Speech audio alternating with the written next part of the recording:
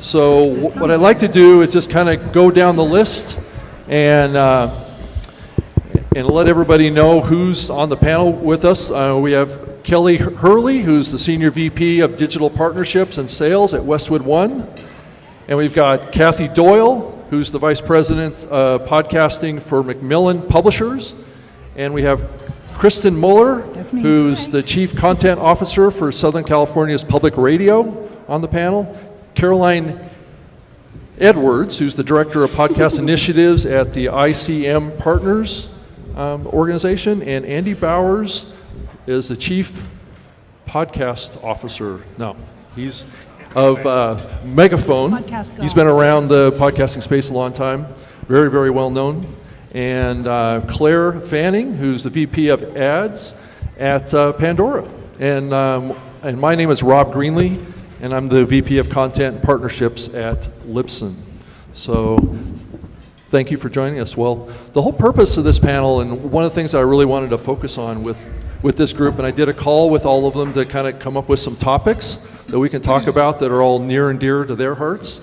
But I wanted to start off with talking about podcasting talent and what the opportunities are and really what's happening in the medium right now around podcasting talent. Because as we move into this next phase of growth and development in the podcasting space, I think it's going to become more and more important that we understand podcasting talent and really kind of get clear on what's happening with podcasting talent and what to look for in podcasting talent. So what I wanted to start off with is let's talk a little bit about what's happening in podcasting right now, especially in Hollywood, around a studio model of podcasting. So as you think about where we're going in this, more and more organizations are recruiting, trying to get creators to come in to create programs for networks and lots of things. And I think as we look to the future, and we'll talk a lot more about networks as well, that things are moving fast in this area. But I just wanted to throw out to the group and who wanted to kind of start out with this, but where are we right now with podcasting in this kind of studio model that's more traditional around TV and in Hollywood? I don't know who wants to start, but go ahead. Go ahead.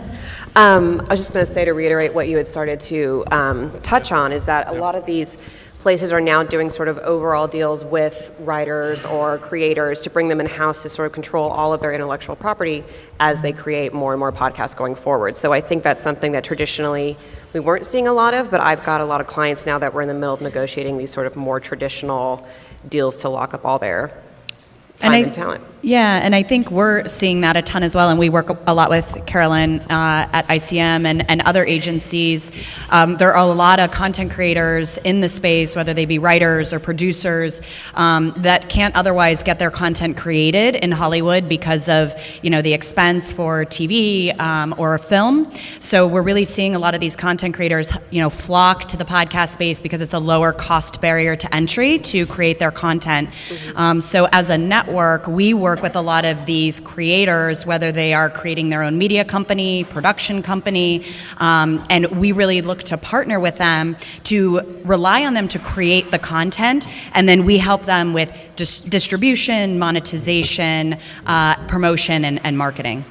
We work with everybody here, so we're agnostic. How's lunch, by the way? Good? Can I ask for a show of hands? Put your forks down for just 1 second. How many of you are actually content creators? I think that's good for us to know. Oh, look at that. Wow. Okay, wow. How many of you are talent agents, looking for talent? Okay, not as many as I thought. Actors, okay, great. I think that's good perspective. Actors are welcome. Actors are welcome. We have a heckler. Shut her down. But anyway, at Macmillan Publishers, we've been podcasting for about 10 years. We started out podcasting with strictly nonfiction content, which was, sort of what was around back then, talk format, short format. Quick and Dirty Tips is our hallmark network. It's got about a dozen weekly short format shows. And we do use that platform as a showcase for Macmillan authors. We are, I think, different in that we are able to draw upon some of the world's greatest authors from our various imprints. Macmillan has Henry Holt. Just in the last couple of weeks, we published Elton John's memoir. Mm-hmm. We published Nikki Haley's book just this week. So we really... Oh, sure. we just try to play to our strengths as publishers in terms of recruiting talent.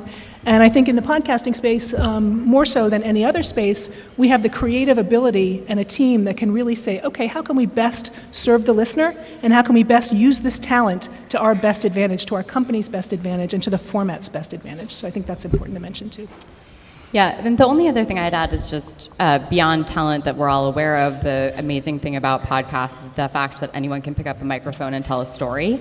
So as we think about the scale of storytelling that's out there today, and it seems like the majority of you are content creators, creating a platform for people who want to tell a story and bringing them to the right audiences to match make is something that we're really focused on at Pandora, and I'm really excited to see how we end up scaling it beyond the way that I think this community typically looks at the talent space.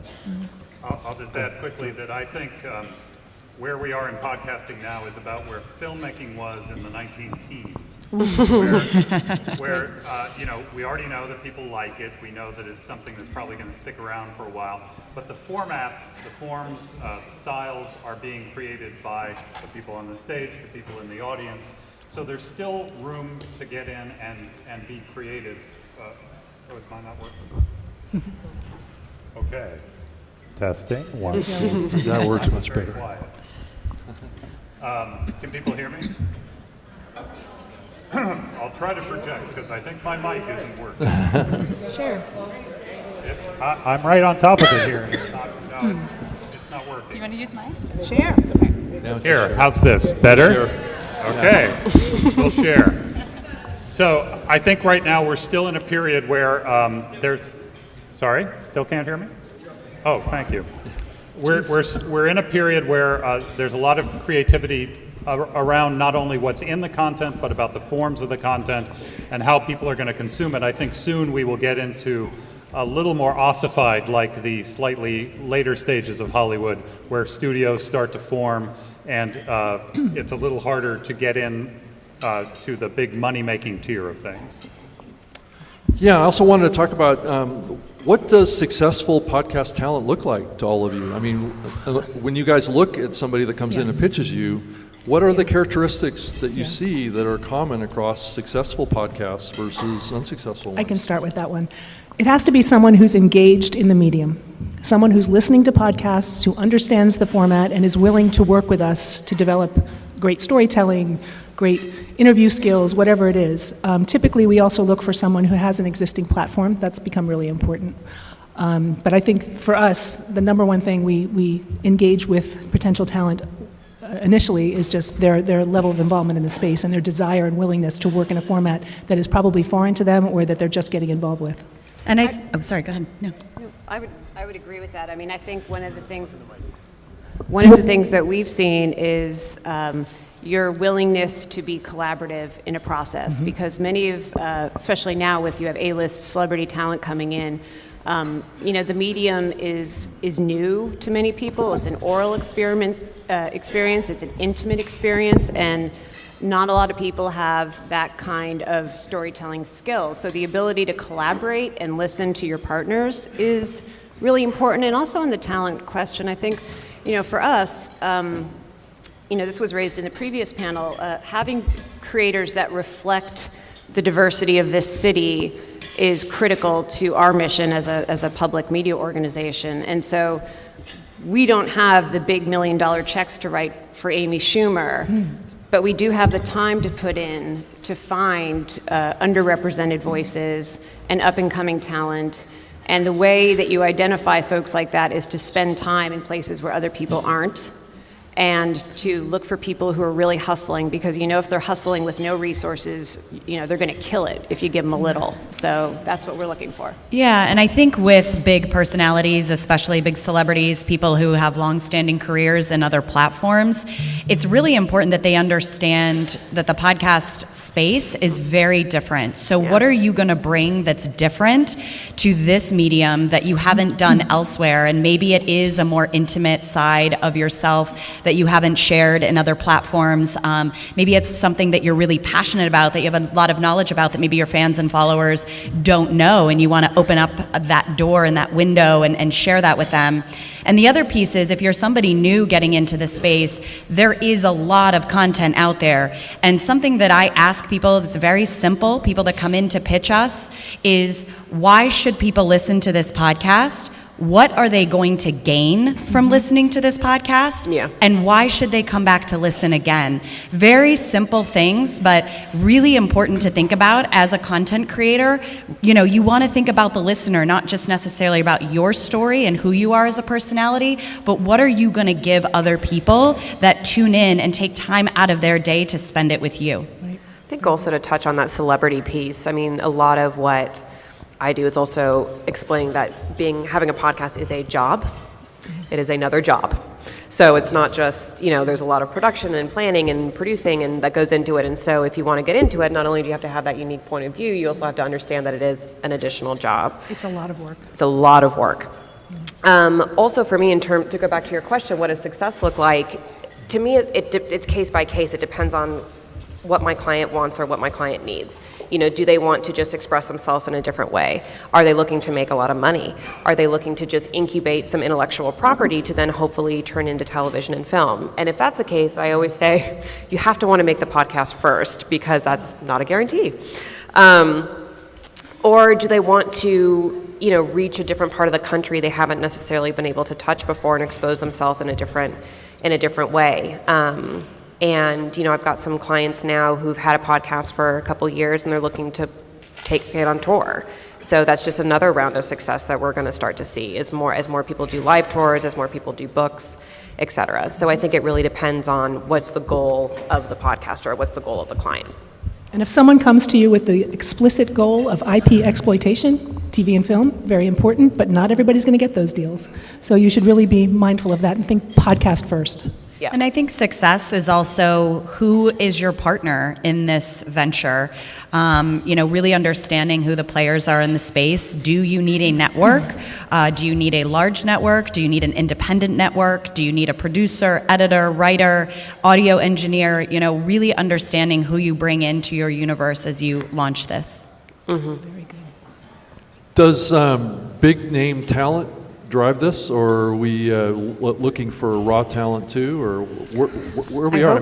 I hope not. I mean, Because based on my experience, just because you're a big name celebrity doesn't guarantee success in podcasting. Absolutely.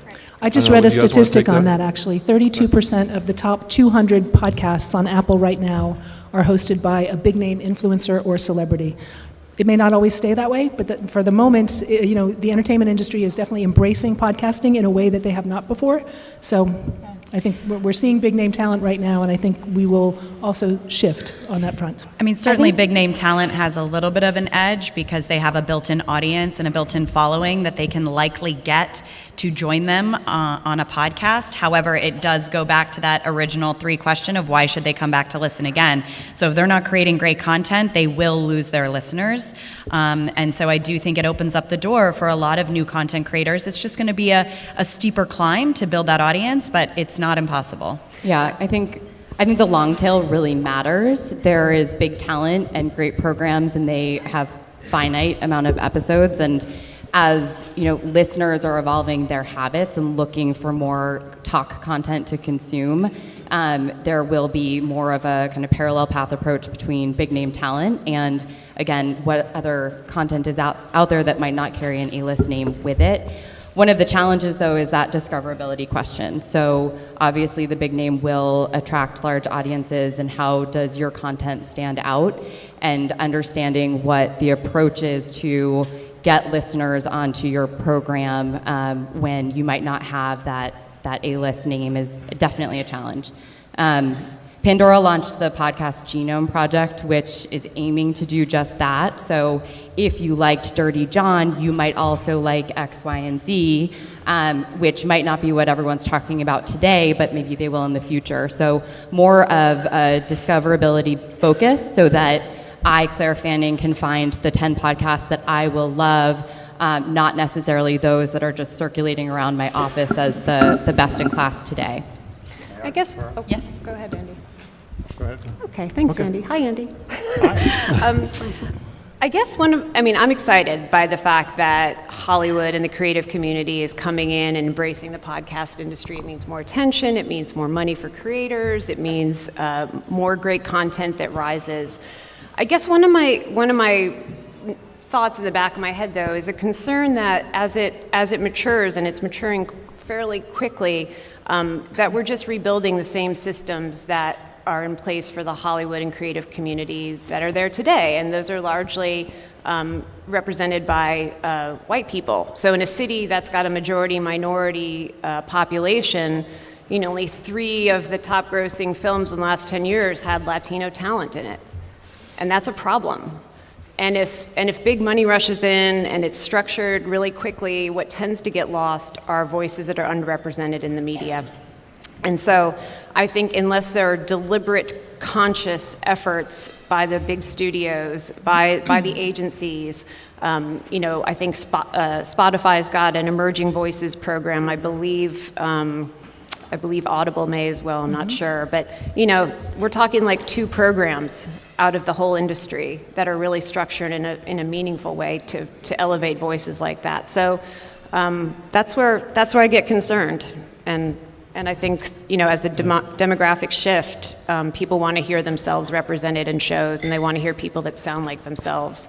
And if big studios in Hollywood kind of rush in, I fear those voices will get lost. It's such a great point. And we just launched a partnership with Lemonada Media, which I think traditionally, Westwood One is a broadcast radio company. We never would have had the opportunity to work with an entity like Lemonada in the past. And so Lemonada is a female-led, female-run podcast company, and they are all about delivering unrepresented voices in the space. And so, we have people of color in the network. We also have a little person who's 3'5" tall, who just launched a podcast a couple of weeks ago. And so we want to diversify, and podcasting really allows us the flexibility to bring those voices into the forefront and then promote them on the radio, which brings more scale to the medium. Yeah. Fantastic. Oh, sorry. Go ahead. One point about diversification is that you can remember the podcasting, as an earlier panel said, only has about 1/3 of people in America listening to it right now. So unlike television, everyone watches television. If you're going for a television viewer, you have to pull them away from someone else. You can bring new people into podcasting. There are still most people who are not listening, and a lot of those people are from underrepresented minorities. So my ideal person to get on a show is not necessarily a big name celebrity who will add their name to a show and maybe make a little appearance every time, but not really be into it. It's someone who has a following in another medium, whose followers are very passionate about what they have to say, who will bring those, if they can bring 100,000 people, that is a great way to launch a podcast. And those can be people from, they can be bloggers or writers. They can be actors who are not necessarily huge superstars, but who have niche followings. And often people like that have a closer relationship with their audience and are able to draw those in. And if you get people who have never listened to a podcast before to listen to yours, they will be loyal for a long time. I promise you that. So Andy, how do you identify that loyal following from that person or that celebrity? Because it's not always Twitter, and it's not always some of these social platforms. So how do you gauge whether or not a person has a rabid following?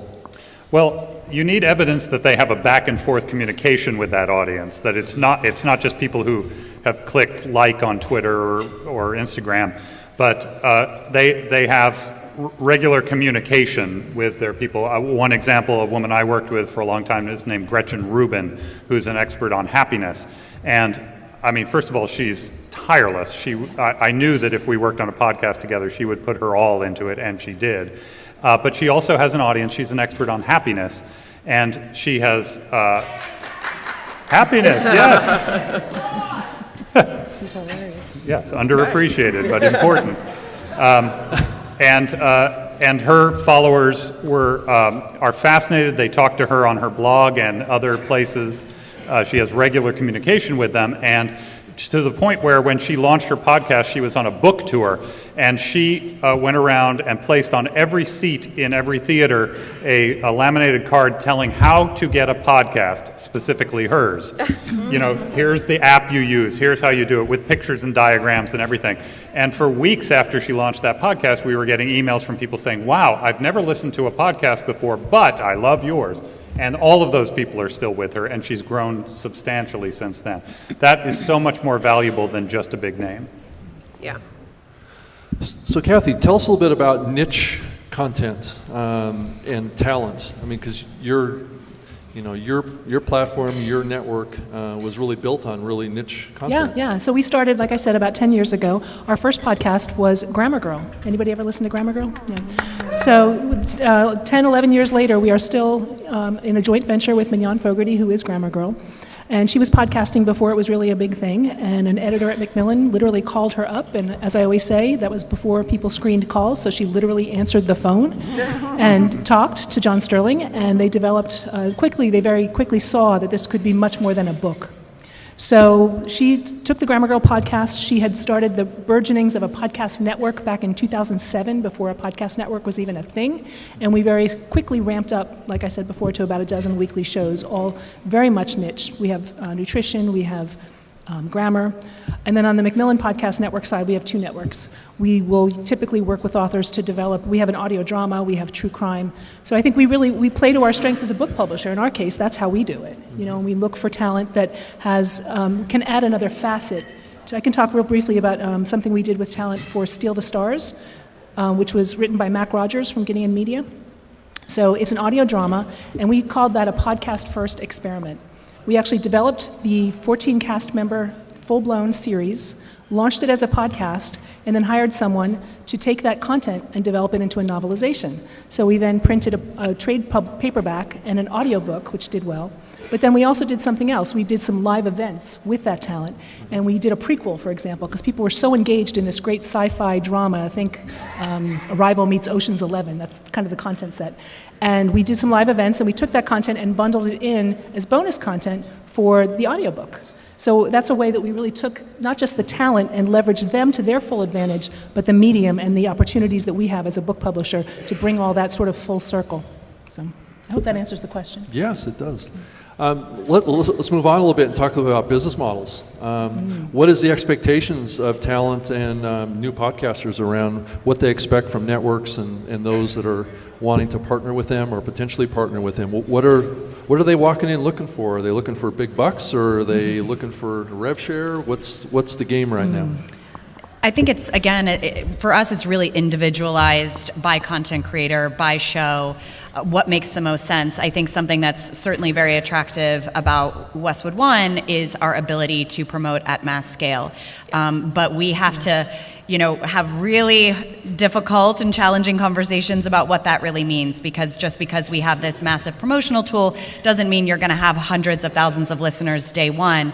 It's a really strategic collaboration. How do we use these assets? What assets and levers does the talent have to pull? What other platforms? And then how do we really merge those together in a very high impact way that's going to drive audience and awareness and visibility? And it might not be at the launch of a podcast. It might be at a time where maybe the talent has a book release coming up, or maybe they're going on tour. So we really want to use our mutual assets in the most high impact way possible. So we really work in collaboration on that. And then we approach it from certainly a rev share on the advertising dollars, but we do look at, does it make sense to help fund a certain project? And so we look at all the economics and make decisions on a case by case basis. Yeah, and I think at the bare minimum, when a client goes into making a show, they want their costs covered. Yeah. So if an outlet can cover all the production, editing, all that stuff, and then help them with the marketing and distribution. And the marketing, as Kelly was saying, is so key, because if you can't build an audience for that show, it doesn't matter. And so figuring out, is that cross promotion? Is that stuff they have in their own, arsenal? Is there Instagram posts? Is there press we can do around it? And I'm sure everybody here knows this, but word of mouth is still how people hear about podcasts. It's on other podcasts. So that's incredibly important too. I have some clients that really need upfront money because of where they are in their career. And if that's the case, then we work to get that. But I think the best deals are in success through rev share. I think that's when you can stand to see the most money. Because you're both investing in the show in that way. You know? Equally, yeah. We're in a weird position in that, well, I guess, Kelly, you probably have this too, in that people want access to our airwaves, our radio signal.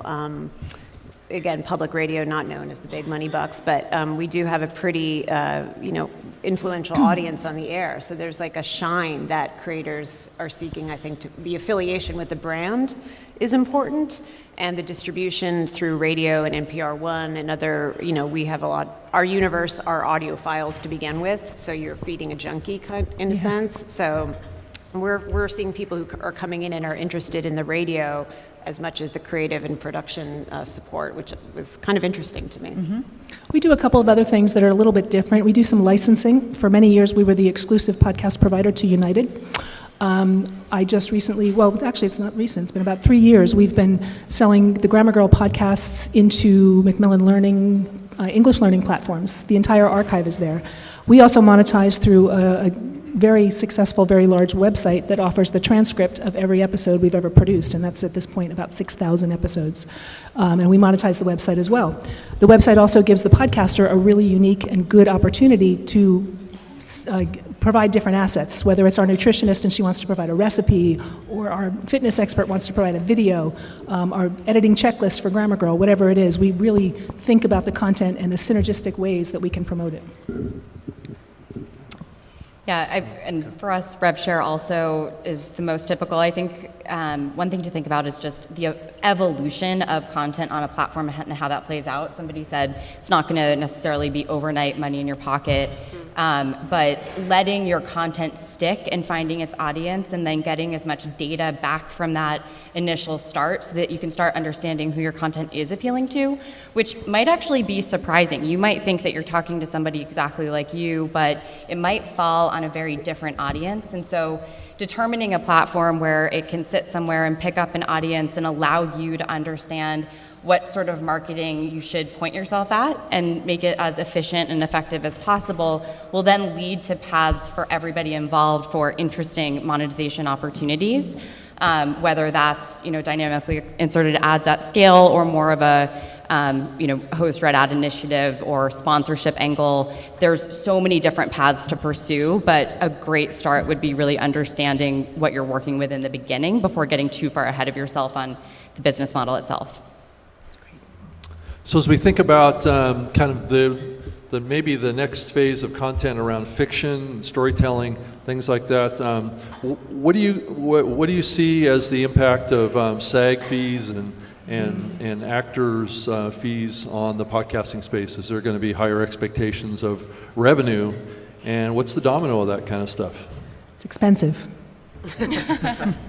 Reminds me of the 2007 writer's strike, which was about what was about DVD residuals, right? I mean, it's like we're in that next phase of how do you manage this new platform, and what does it mean to be a talent in this space, which is still reach before where there's more reach than revenue in some respects. So I don't know where it's going, but it's fascinating. Yeah, and I mean, I'm always under the guise that, content creators should be paid for what they do. So, we have to continually find new ways to innovate and evolve and pivot and shift with a new growing platform as we emerge. I've done a couple of audio fiction dramas, podcasts through SAG. Do we have any actors in the house? Yeah, all right. I'm thinking of you.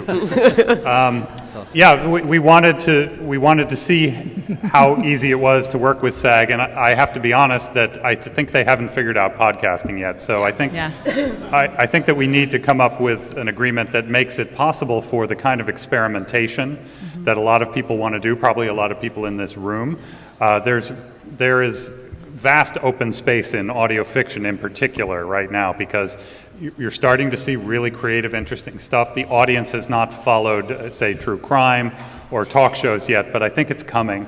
And I think, if SAG can come up with an easy way for us to work with great professional actors that does not tie up teeny little companies in reams of bureaucracy, then I think that will be good for everyone. The stakes are definitely higher with fiction in particular. I mean, we did an audio drama with a 14-person cast. It was expensive. So for us, the stakes were higher to earn that money back via ad revenue because we had invested so much in that show. So I think, we have to think about how we want to go about fiction in the future. But like Andy said, there is big opportunity. It's an underserved section of what we do. Do we have any ideas on how SAG could get better?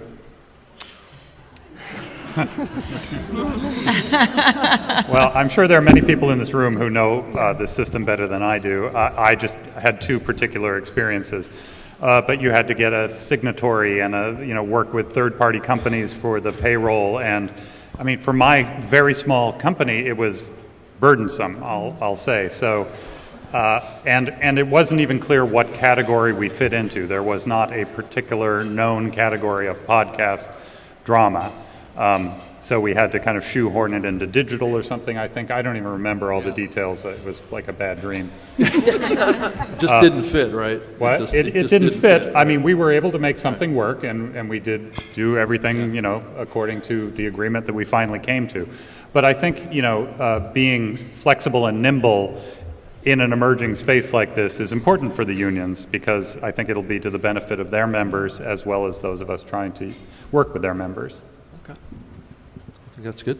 Well, let's move on and talk a little about podcast networks.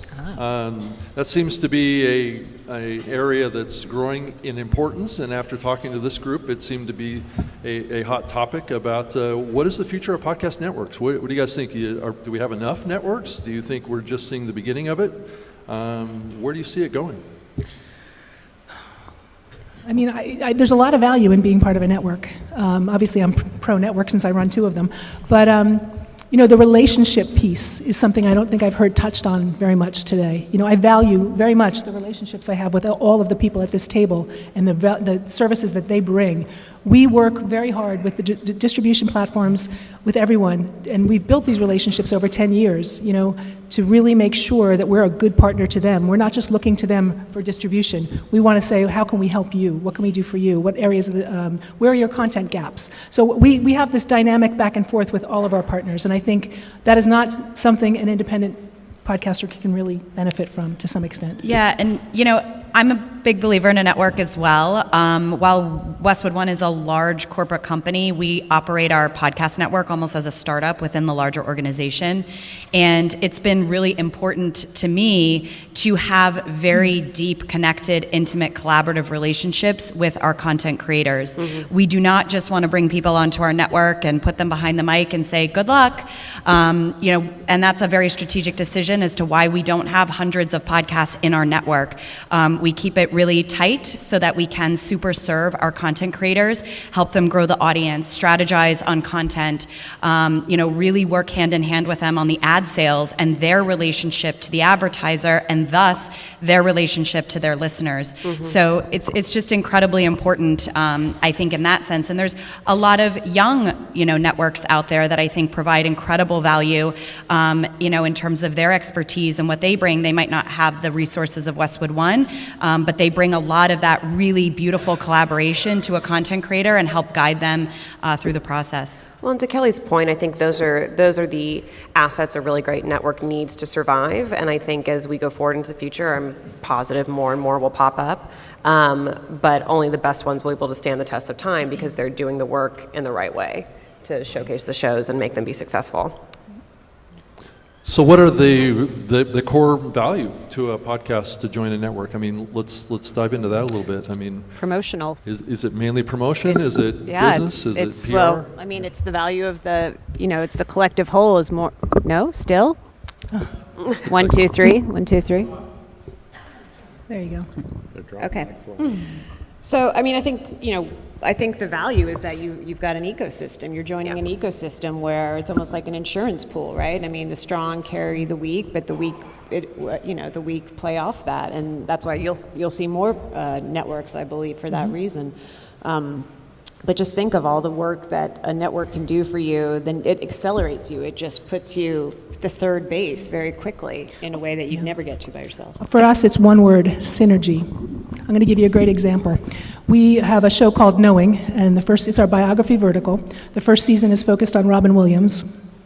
And we, every time we launch a show, we put together a full-blown marketing plan, we do ad spend, we do it all to make sure our shows succeed. And our marketer, Morgan Ratner, sat down and thought about the ways within our own network, both networks, how we could promote Knowing in valuable and interesting and unique ways. You can't just take a show that's a biography and stick it on a nutrition feed and expect the listeners to embrace that experience. They're going to be like, why in the heck are you putting this show on this feed? It doesn't interest me, it's not related to the reason I value you and I listen to you.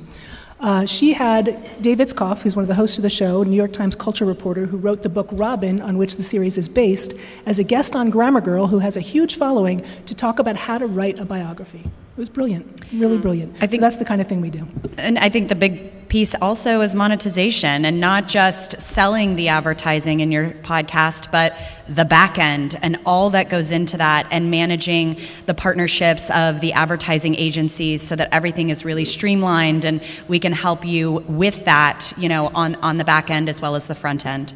Yeah. The one other advantage, I agree with all of this, and outsourcing things that it doesn't make sense for you as a creator to do is very important. But the other point of having a network is to achieve a network effect. And the best way to do that is to have a coherent and obvious to the audience organizing principle. The network I started at Slate Magazine, the organizing principle was the magazine. It already had a coherent voice. And so we brought together the writers and editors of that and went into the topics that were already popular on the site. And that was an easy one. I'd say one that I look at as a particular success is Earwolf, owned by Midroll Stitcher, which is focused on comedy. They've been around for a long time, but they have built such a deep base in comedy that their listeners know every time they launch a new show that there's a very good chance they'll be interested in it, and they're willing to give it a try. And they're the ones who launched this great show, Office Ladies, recapping The Office, which is a huge hit right now. I love it. And I think the reason that they can go from success to success like that is that you know what Earwolf stands for. So having that organizing principle allows them to market, to sell advertising in a coherent way. So we've seen kind of networks of networks come to television in a big way with a lot of the big media companies like Warner Media and others out there. Do we see in the future networks of podcast networks joining together? Is that something that would be beneficial to the podcasting space? Networks of networks? Yeah, absolutely. Yeah. Is there any, is I there think any we're other going thoughts we're on going to be moving towards some consolidation in the space for sure. Okay, I guess we're consensus on that. Yes. So as we look to the future, I just want to get everybody's thoughts too. I mean, where do we see the growth of podcasting? I mean, where are you seeing it on your platforms? What's the opportunity that people like Pandora and people like Spotify and Google getting into the space is going to impact the space over the next couple of years? I don't know. I just want to hear your thoughts. Well, I am Pandora, so I guess I'll speak for that. I mean, I think somebody said we're only reaching a portion of the United States, and so many people haven't even tapped into what podcasts are, which for me is crazy because it's such a big part of my life. And so to think that this sticky content hasn't reached a certain percentage of the population that's pretty big, there's just so much opportunity. And the questions in terms of where are we going and consolidating networks and that kind of thing, I think there's so much to be seen as we expand the population that consumes podcasts and the population that creates them, and then how everybody facilitates that.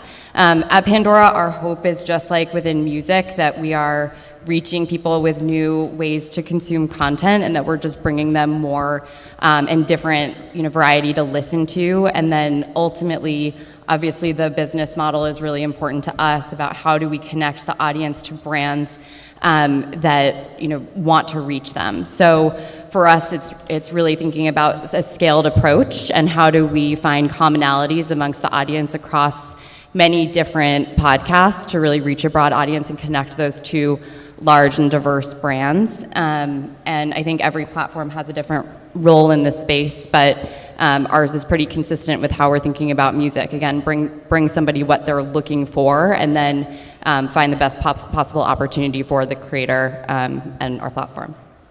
More great content, underrepresented voices, emerging voices, stories that haven't been told. That's what's going to bring more people, more audiences into the space, because chances are, if you have a great story, someone else can relate to it, and they will listen, they will come along on your journey, but it's got to be done really well. We all have to, I think, rise to the occasion and keep creating better and better content.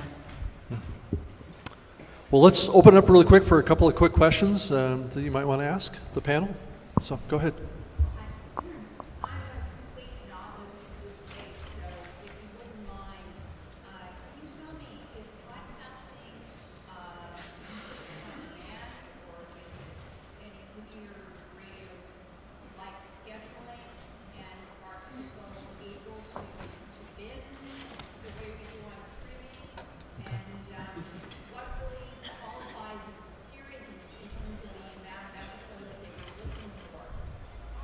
So the question is podcasting a linear experience, and is it on demand? Where are we on that? Yeah, I actually looked up the definition of podcast the other day, not because I didn't feel like I knew what it was, but because I feel like everyone has a different understanding of what it is. And the actual definition, which I'm not going to repeat verbatim, was a downloadable piece of content. So something that you would have access to on the ready, and it would be, a story that you wanted to listen to that is episodic. The way that it plays out is entirely dependent on how it's produced. So it is available via download, yet on streaming providers also, so Spotify and Pandora, for example, meaning that it's on demand whenever you want it.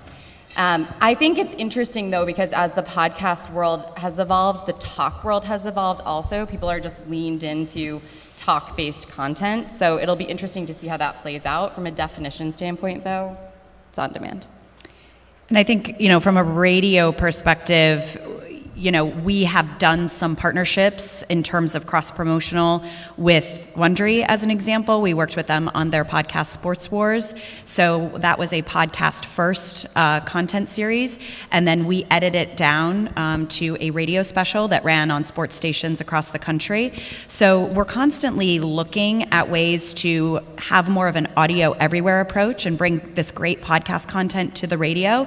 And then vice versa. We have some of our podcast personalities that, because of their success, we have actually brought them to the radio and syndicated radio programming. So I think there really is a nice cross-pollination there, but truly a podcast, in my opinion, is original content that is created, for the purposes of on-demand consumption.